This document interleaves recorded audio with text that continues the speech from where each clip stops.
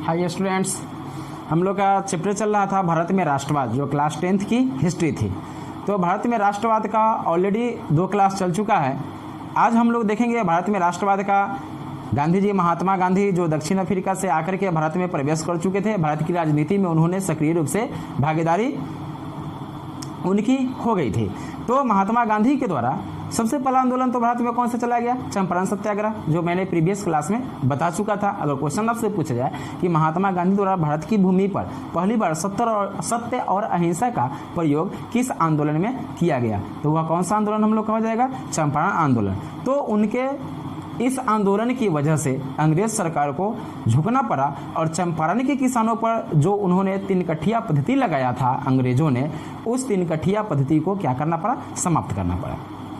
तो हम लोग का नेक्स्ट टॉपिक है, क्योंकि हम लोग बता दिए थे कि महात्मा गांधी भारत में 1915 में है और 1915 से लेकर के 1947 तक, यानी कि जब हमारा देश आज़ाद हुआ 15 अगस्त 1947 तक, वहाँ तक के इतिहास को हम लोग देखेंगे।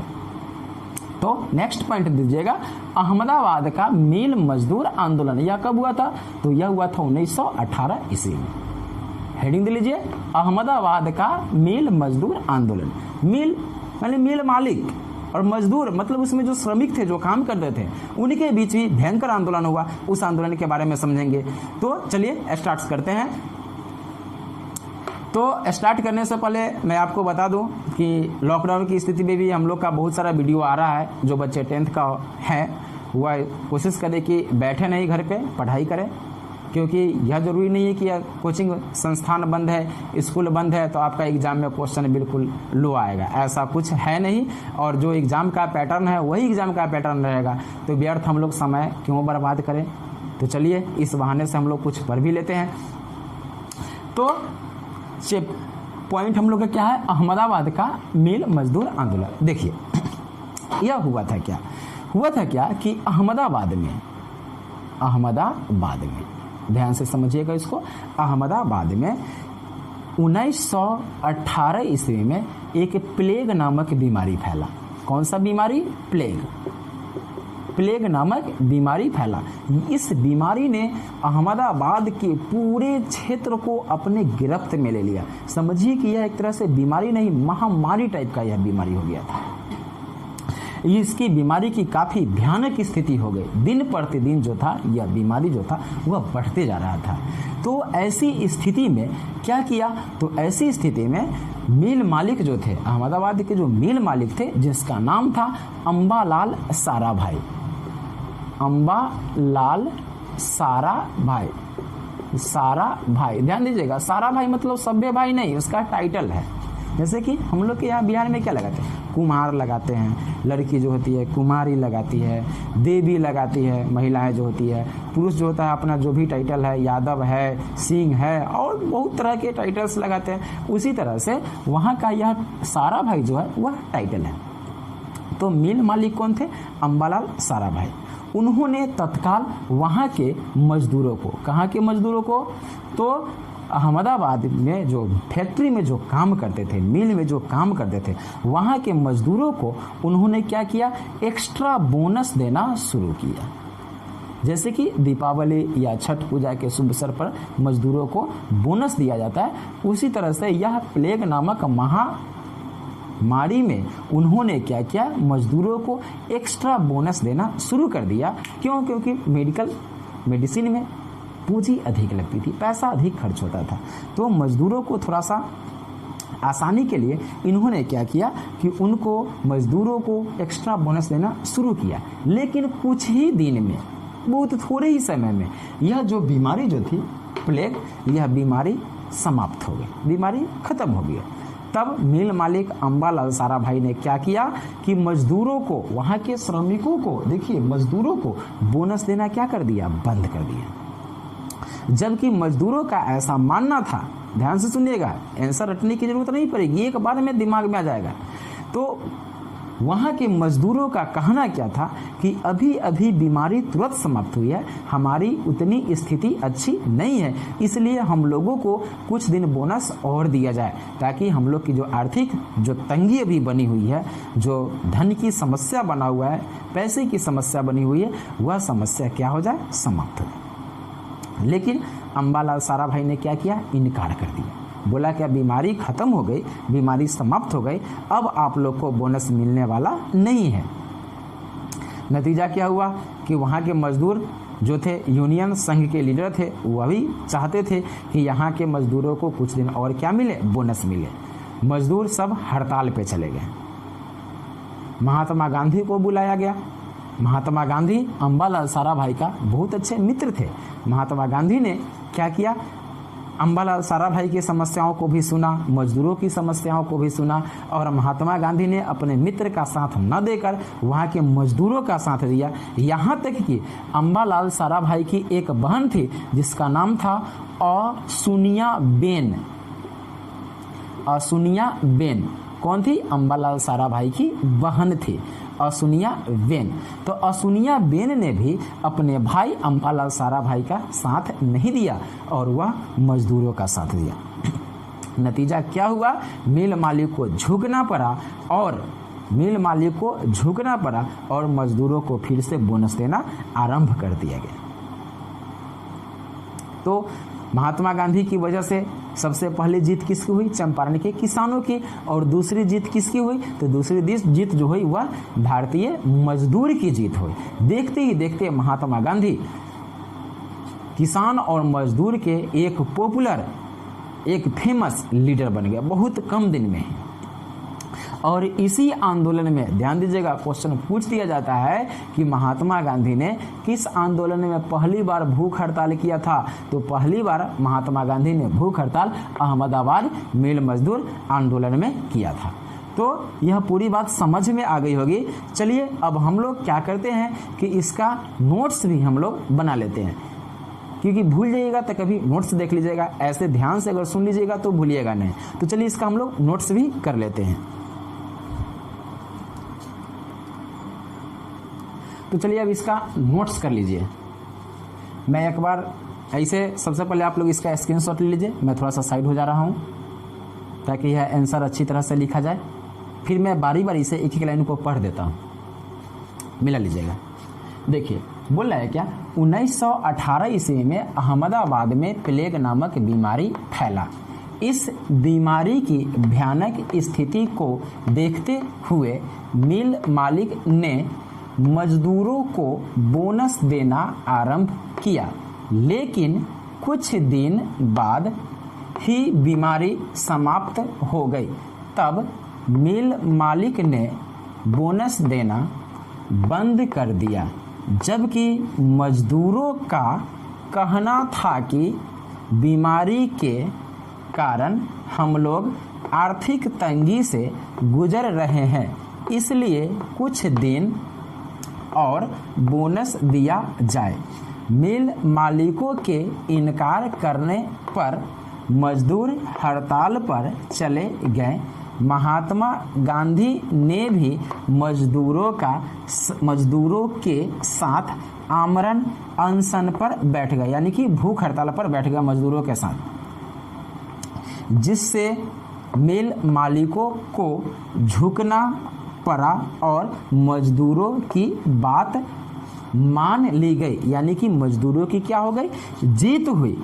बताए थे शुरू में ही, समझाते समय भी बता दिए थे कि अंबालाल साराभाई जो मिल मालिक था, महात्मा गांधी का मित्र था, फिर भी वह अपने मित्र का साथ न देकर किसका साथ दिए, मजदूरों का साथ दिए, और अंततः मजदूरों की क्या हुई, जीत हुई। तो यह था अहमदाबाद मिल मजदूर आंदोलन। चलिए इसका कुछ नोट्स भी हम लोग देख लेते हैं, 1-2 पॉइंट ऑब्जेक्टिव के लिए काम में आएगा।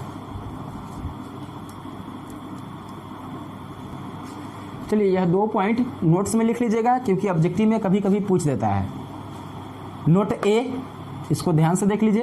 बोला कि महात्मा गांधी ने पहली बार भूख हड़ताल इसी आंदोलन में किया। मतलब कौन आंदोलन में, अहमदाबाद मिल मजदूर आंदोलन में महात्मा गांधी ने पहली बार भूख हड़ताल किया था। दूसरा पॉइंट जो अक्सर एग्जाम में पूछा जाता है, ऑब्जेक्टिव टाइप के लिए मैं यह सब पॉइंट बना दे रहा हूँ, इसको भी नोट कर लीजिएगा।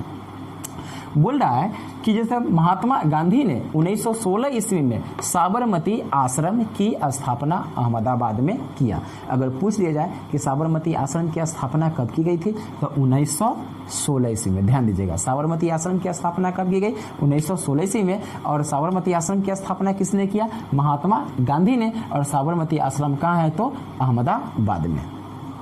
नेक्स्ट टॉपिक हम लोग पहुँचेंगे 1918 तक हो गया, हम लोग पहुंचते हैं 1919 में और देखते हैं 1919 का टॉपिक क्या है। तो 1919 का होगा रॉलेट एक्ट। तो नेक्स्ट हेडिंग दीजिएगा रॉलेट एक्ट। इसको आप लोग अच्छी तरह से स्क्रीनशॉट ले लीजिए या इसको नोट डाउन कर लीजिए। नेक्स्ट टॉपिक की ओर हम लोग आगे बढ़ते हैं। चलिए, तो हम लोग का नेक्स्ट टॉपिक है रॉलेट एक्ट 1919। देखिए हम लोग धीरे धीरे आगे तक की ओर बढ़ते जा रहे हैं। 1915, 1916, 1917, 1918 और लास्ट अब क्या होगा 1919। 1919 रॉलेट एक्ट। अब देखिए रॉलेट एक्ट क्या था। रॉलेट एक्ट भारतीयों के लिए भयंकर कड़ा कानून था। इस कानून से बच पाना काफ़ी मुश्किल था, क्योंकि इस कानून में कहा गया था न वकील, न अपील, न दलील, यानी कि अंग्रेज सरकार शक के आधार पर किसी को भी गिरफ्तार कर सकती थी और उसको जिसको वह गिरफ्तार करे उसको यह पूछने का भी अधिकार नहीं था कि आपने मुझे गिरफ्तार किया तो क्यों किया। तो हम लोग देखते हैं क्या हुआ क्या कि 1917 ईस्वी में, ध्यान दीजिएगा 1917 ईस्वी में गवर्नर जनरल, जो उस समय जैसे अभी राष्ट्रपति होता है, प्रधानमंत्री होता है, उसी तरह पहले होता था गवर्नर जनरल और वायसराय। यह दो पोस्ट थे भारत में। जो गवर्नर जनरल जो होते थे भारत के लिए, जो चुनाव करके आता था, वह इंग्लैंड से एक पोस्ट निर्धारित किया जाता था कि ये लोग भारत में गवर्नर जनरल बनकर जाएंगे या इसको हम लोग बोलते हैं वायसराय बन के जाएंगे। वह निर्धारित भारतीयों को नहीं करना पड़ता था, वह अंग्रेज ही करते थे। क्यों करते थे? क्योंकि भारत पर अंग्रेजों का शासन था। तो हम लोग देखते हैं थोड़ा सा रॉलेट एक्ट के बारे में समझते हैं। तो उस समय क्या था कि governor general Lord James Ford, Bharat का गवर्नर जनरल उस समय कौन था? जेम्स फोर्ड, यही उनका नाम है, Lord James Ford. Lord James Ford ने किया क्या कि लंदन में, इंग्लैंड की राजधानी लंदन में एक मीटिंग चल रही थी। उस मीटिंग में वहाँ के जो न्यायाधीश थे, न्यायाधीश का नाम था रॉलेट सिडनी। रॉलेट सिडनी, न्यायाधीश का मतलब क्या? तो न्यायाधीश का मतलब जज। तो ध्यान दीजिए उसका नाम था, उस व्यक्ति का नाम था जो इंग्लैंड का, लंदन का एक बहुत चर्चित न्यायाधीश थे, जज थे। उस जज का नाम क्या था? Rowlatt Sydney. रॉलेट सिडनी जज ने किया क्या कि रॉलेट सिडनी की अध्यक्षता, उसके द्वारा एक रॉलेट सिडनी की अध्यक्षता में, न्यायाधीश जो रॉलेट सिडनी थे उनकी अध्यक्षता में क्या किया गया कि 1917 ईस्वी में राजद्रोह समिति बनाया गया।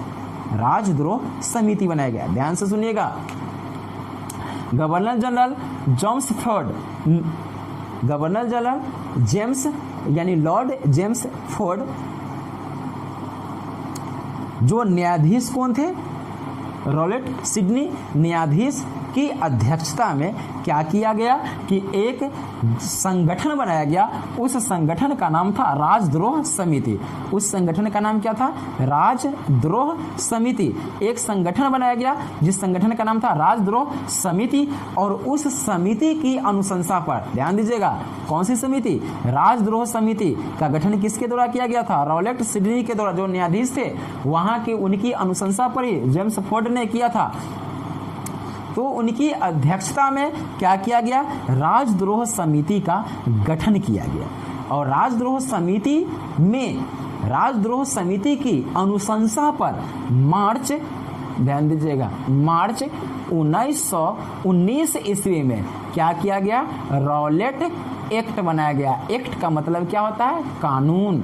रॉलेट एक्ट का मतलब क्या होता है? कानून। तो रॉलेट एक्ट बनाया गया। किसके द्वारा?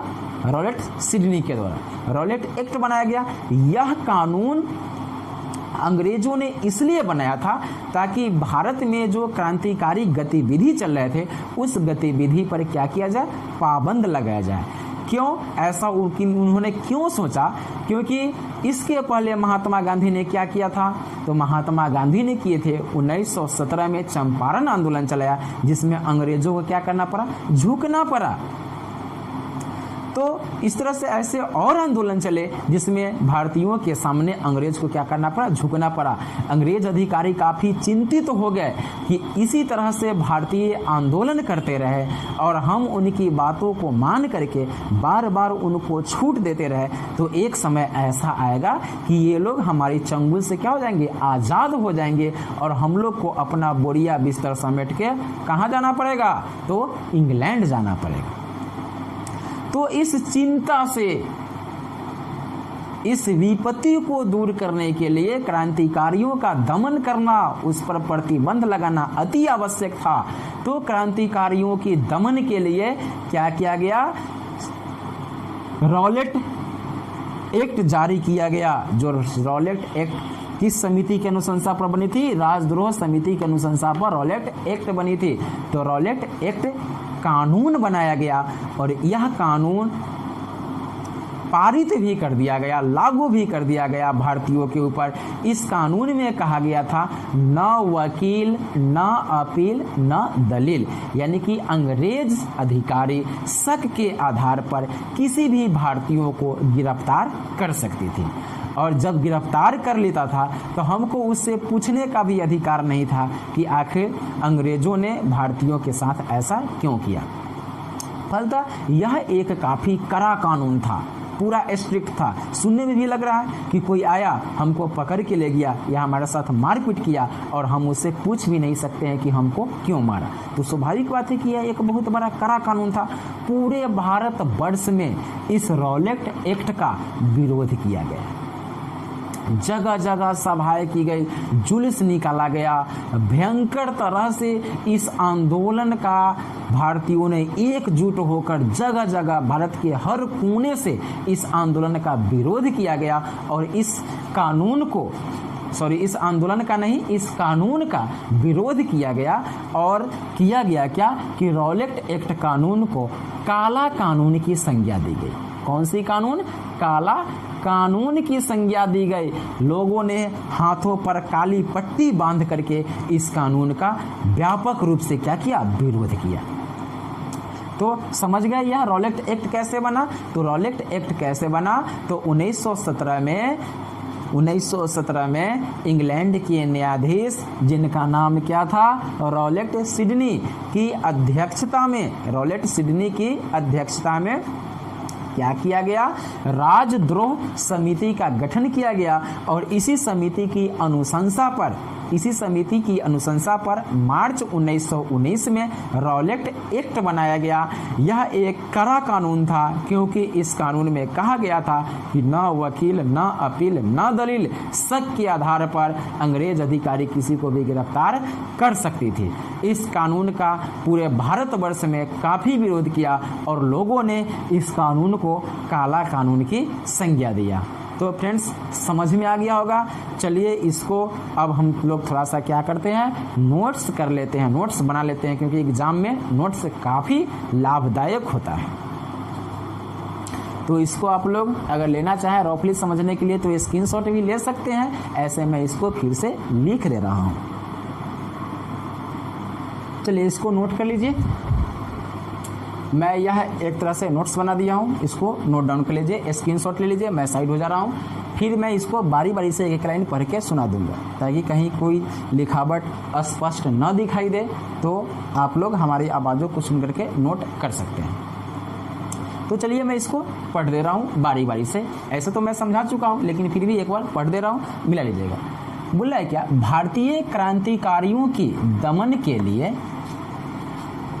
फिर से मिला लीजिए, भारतीय क्रांतिकारियों की दमन के लिए न्यायाधीश रॉलेट सिडनी की अध्यक्षता में राजद्रोह समिति का गठन किया गया और इस समिति की अनुशंसा पर मार्च 1919 ईस्वी में रॉलेट एक्ट पारित किया गया। इस कानून के तहत अंग्रेज अधिकारी शक के आधार पर किसी को भी गिरफ्तार कर सकते थे। इस कानून में न अपील, न वकील, न दलील की बात कही गई थी। फलतः यह कानून एक कड़ा कानून था। इस कानून का पूरे भारतवर्ष में काफ़ी विरोध किया गया और इसे काला कानून की संज्ञा दी गई। क्लियर? नोट कर लिए? मैं एक बार पढ़ के भी सुना दिया। देखिए, यहाँ तक कि मोहम्मद अली जिन्ना, मदन मोहन मालवीय जैसे नेताओं ने क्या किया, केंद्रीय व्यवस्थापिका सभा से इस कानून के विरोध करने के लिए अपना त्याग पत्र दे दिया। बोला कि जिस देश में इस तरह से यहाँ के साम्राज्यवादी लोग जो है इस तरह से कानून बना रहे हैं, वैसे लोगों के साथ मुझे काम करना नहीं है। और मदन मोहन मालवीय, मोहम्मद अली जिन्ना तक और जितने भी अच्छे नेता थे जिसकी छवि उस समय अच्छी थी, उन लोगों ने क्या किया, इस्तीफा दे दिया। महात्मा गांधी ने भी इस कानून का काफ़ी विरोध किया। तो इसके बाद चलिए इसको जल्दी से आप लोग नोट कर लीजिए, फिर इसके बाद हम लोग चलते हैं नेक्स्ट टॉपिक की ओर। नेक्स्ट टॉपिक होगा हम लोग का जालियांवाला बाग हत्याकांड, जो घटना 1919 की ही थी। तब तक इसको जल्दी से आप लोग नोट कर लीजिए, स्क्रीनशॉट ले लीजिए। हो गई? तो अब हम लोग क्या करते हैं, आगे बढ़ते हैं। तो नेक्स्ट टॉपिक का हेडिंग दीजिएगा, जालियांवाला बाग हत्याकांड 13 अप्रैल 1919 ईस्वी। यह भी भारतीय इतिहास की एक काफ़ी भयानक घटना थी। काफ़ी यह एक सब तरह से समझिए तो दर्दनाक घटना। इस घटना की जितनी भी अंग्रेज़ों की आलोचना की जाए, बुराई की जाए, काफ़ी कम है। यह भारतीय इतिहास में एक काफ़ी भयंकर घटना थी। जिस तरह की घटनाएं शायद कभी देखने को नहीं मिला और उम्मीद करते हैं कि इस तरह की घटनाएं न हो। तो चलिए फिलहाल हम लोग समझते हैं जालियांवाला बाग हत्याकांड को, क्या हुआ था, कैसे हुआ था। तो चूंकि यह भी घटना कब है, 13 अप्रैल 1919 ईस्वी की है। ध्यान से समझिएगा, इसको मैं एक एक पॉइंट करके बारी बारी से अच्छी तरह से समझाता हूँ। हुआ था क्या कि रॉलेट एक्ट तो भारत में आ ही चुका था। रॉलेट एक्ट कब आया था, मार्च 1919 में। और इसमें साफ साफ कहा गया था कि न वकील, न अपील, न दलील, यानी कि अंग्रेज अधिकारी, अंग्रेज पुलिस शक के आधार पर किसी भी क्रांतिकारियों को, किसी भी भारतीयों को क्या कर सकता है, गिरफ्तार कर सकता है। तो रॉलेट एक्ट कानून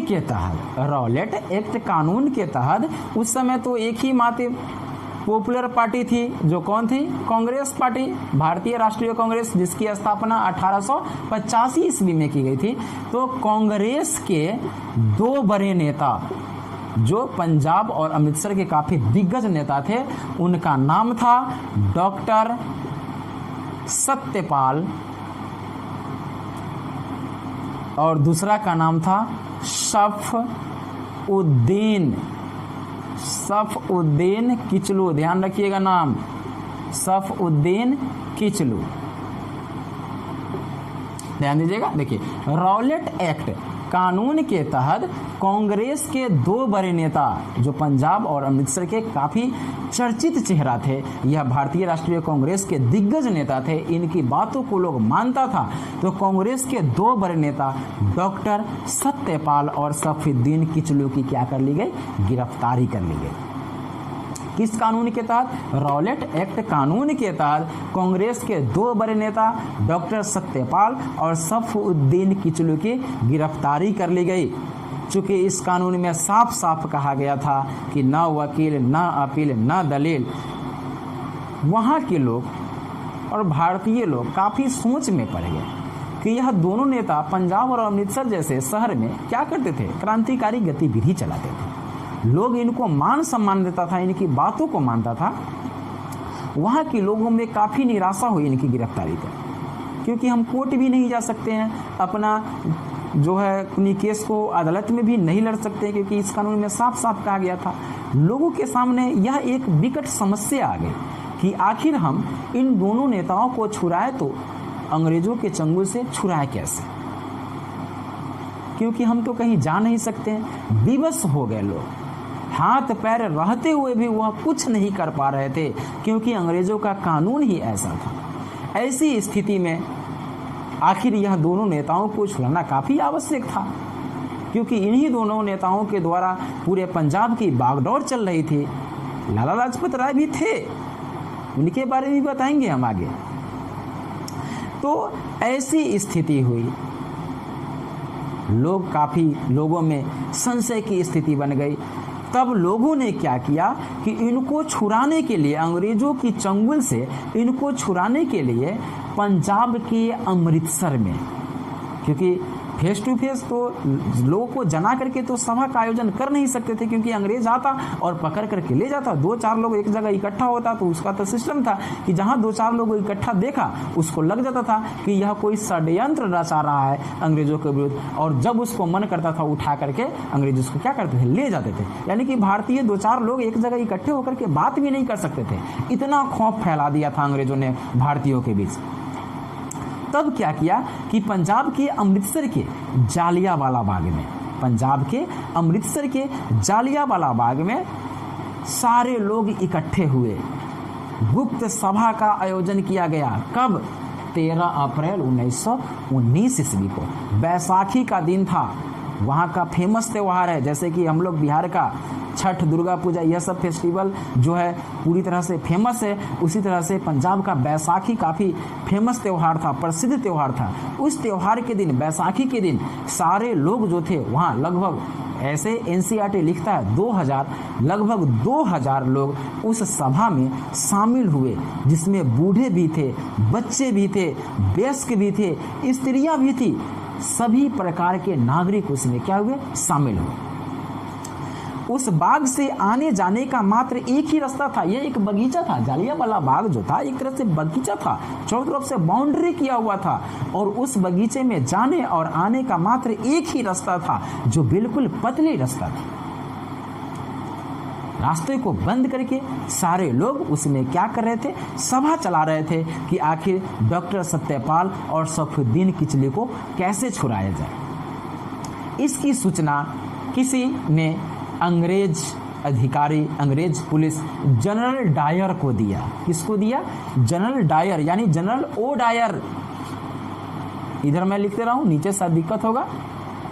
जनरल डायर को दिया, जो वहां पे जो चल रही थी सभा, पंजाब के अमृतसर के जालियांवाला बाग में जो सभा चल रही थी, इसकी सूचना किसी ने अंग्रेज पुलिस जनरल डायर को दिया। वह अपने दल बल के साथ आया, उस बगीचे को पूरी तरह से घेर लिया और अंधाधुंध गोली चलाना शुरू कर दिया। उन निहत्थे, उस निर्दोष भारतीयों पर अंधाधुंध गोली चलाना क्या कर दिया, शुरू कर दिया।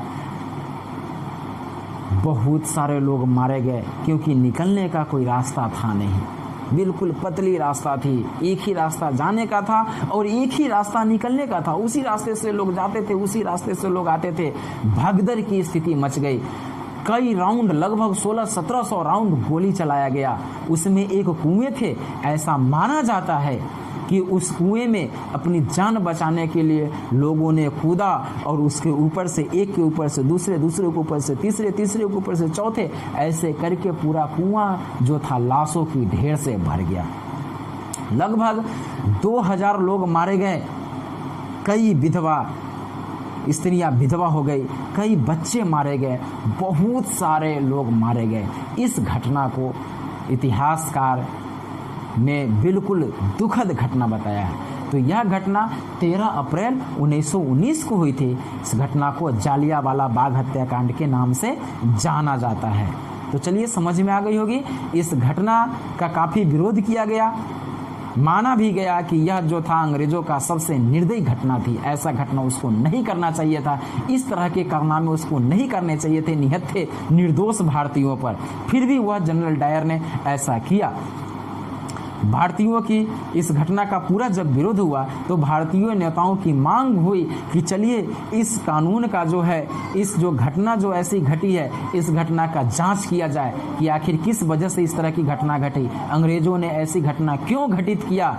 तब झूठा करके एक तरह से हंटर आयोग, हंटर कमीशन का गठन कर लिया गया और उसी क्षण जनरल डायर को इंग्लैंड भेज दिया गया, क्योंकि यहाँ उस समय भारतीयों की खून में एक विशेष प्रकार की उबाल आ चुका था, कुछ भी हो सकता था। इसलिए डर से जनरल डायर को पुनः इंग्लैंड भेज दिया गया। उसके बाद से फिर जनरल डायर भारत कभी नहीं आया। तो चलिए, आप लोग समझ गए होंगे इस घटनाओं को, जो यह घटना घटित हुई थी। अब हम लोग इसको क्या कर ले रहे हैं, नोट कर ले रहे हैं। चलिए, इसका स्क्रीनशॉट लेना चाहते हैं तो ले सकते हैं।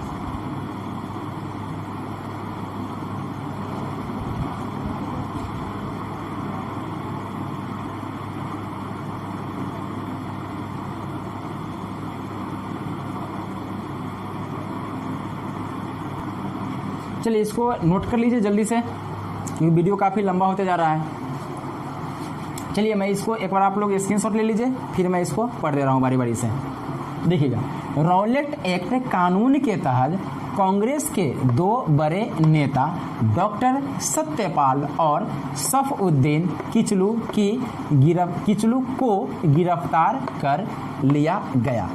अंग्रेजों से इन्हें छुड़ाने के लिए बैसाखी के दिन 13 अप्रैल 1919 ईस्वी में अमृतसर के जालियांवाला बाग में एक गुप्त सभा चल रही थी, जिसकी सूचना किसी ने जनरल डायर को दिया। जो अंग्रेज पुलिस था, वह अपने सैनिकों के साथ आकर बगीचे को चारों तरफ से घेर लिया और गोलियां चलाना आरंभ कर दिया, जिसमें लगभग 2000 लोग मारे गए। इस घटना को जालियांवाला बाग हत्याकांड के नाम से जाना जाता है। क्लियर, समझा भी दिए, इसको नोट भी कर लीजिए। अब चलिए, एक दो पॉइंट इसका बचा हुआ है, जल्दी से आप लोग नोट कर लीजिए, वीडियो काफी लंबी होती जा रही है। यह जब इस घटना का इस तरह की जो यह कुकर्म किया गया अंग्रेजों के द्वारा, तो इसकी भारतीयों ने काफ़ी आलोचना भी किया, काफ़ी दुख व्यक्त किया।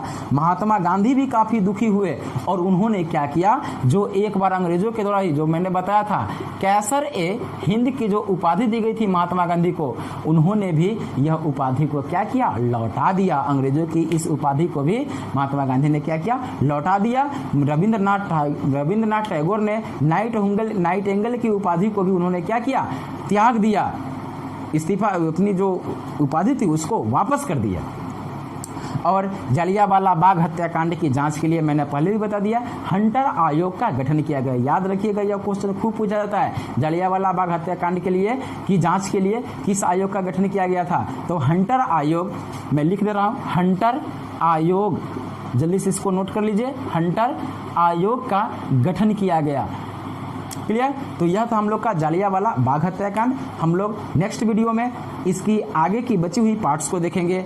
तो आप लोग से फिर यह कहना पड़ रहा है कि वीडियो को अधिक से अधिक लाइक कीजिए, चैनल को सब्सक्राइब कर लीजिए और अधिक से अधिक शेयर कीजिए, क्योंकि आप लोग का लाइक और शेयर आता है तभी हम लोग को वीडियो बनाने में थोड़ा सा मोटिवेट मिलता है और कोशिश करते हैं कि आप लोग तक अच्छा से अच्छा वीडियो पहुँचे।